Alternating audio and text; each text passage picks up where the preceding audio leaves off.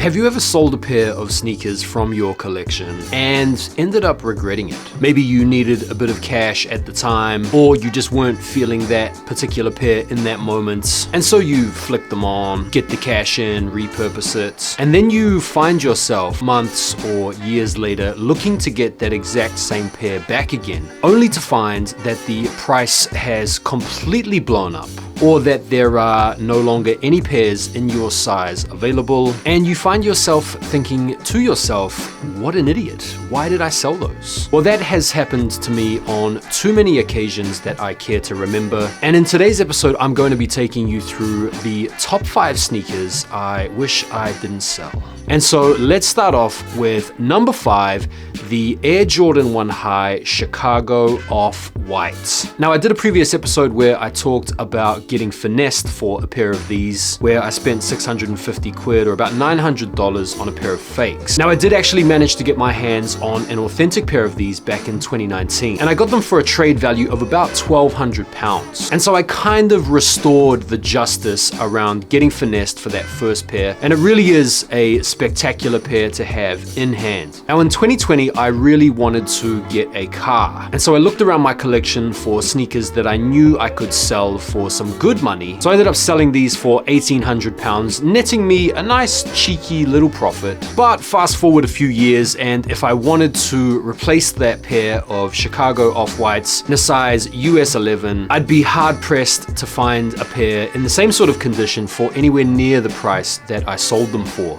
But that is number 5. Coming in at number 4, it's the Air Jordan 4 Grey Cores. Alright, so we're cracking in now, here we go. What is it? What could it be? Those of you that know already know by the box. Yeah. Those of you that don't know, allow me to introduce.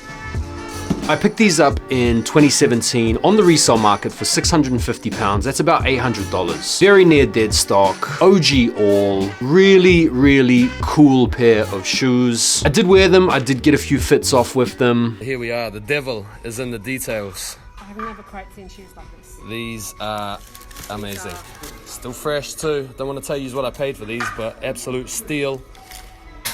Shout out my boy Johnny, coming through big time. And so I decided to sell this pair as well as 1 or 2 other pairs that will be featuring on this list as well, to bolster my contribution to the deposit that me and my missus were looking to throw down on our first property. In my haste, I decided to sell these for 750 pounds, again netting a very pithy profit, but a profit nonetheless. But obviously, if you know this pair, you'll know that in today's money, in the current market, these pairs go for crazy money. A US 10.5 in decent condition is going to be running conservatively 1,500 pounds plus. But it's not just the price, it's the fact that there really just are no pairs of these floating around for anything less than ridiculous money. And so I feel like I should have decided to sell some other sneakers from my collection rather than this pair, just because they're hard to find these days. At number 3, we have the Kanye West College Dropout Babesters. Yes, I did have a pair of these, a legit pair, and I actually picked these up for a pretty crazy steal. I picked these up 450 pounds, which is about $600. I was able to verify them as authentic through a friend of mine who deals in these very high-end, exclusive, rare kicks, and was incredibly excited to have them in my collection. These were simply a collector's piece. They weren't in my size, and they weren't even wearable. These older pairs suffer from a lot of cracking and degradation to the uppers, so this was really just a collection piece. But alongside the Chicago OffWhites, I wanted to buy a car, and I decided to sell these on eBay, and I ended up selling them for 1,500 pounds, which, given the price I paid, 450 pounds, was a pretty tidy little profit. But I think I would happily forfeit that profit in order to have kept these in the collection just for the sake of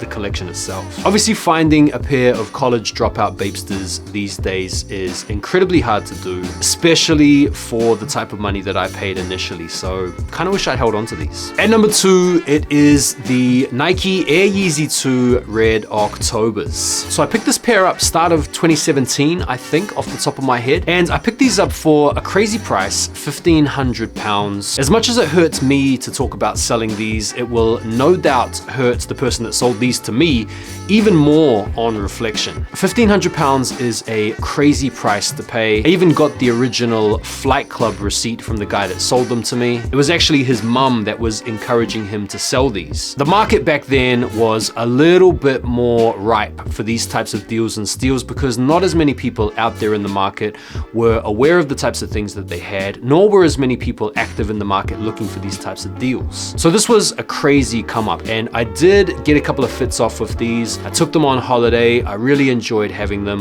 And so I sold these for pretty close to £4,000 or around about $5,500, $6,000 US. So this was the most money I've ever spent on a shoe, £1,500, $2,000, but it's also the most amount of money I've ever made on a single sneaker sale, £4,000 or close to $5,000. I've got protector here to make sure that there's no excess rubbing in transit, so hopefully both of these make it to you safe and sound. Next video will be me taping it up and then sending it out. If you look at the market today on the Yeezy Red Octobers, this same pair I could probably have sold, given it was in crazy good condition, for double that money. Maybe even more.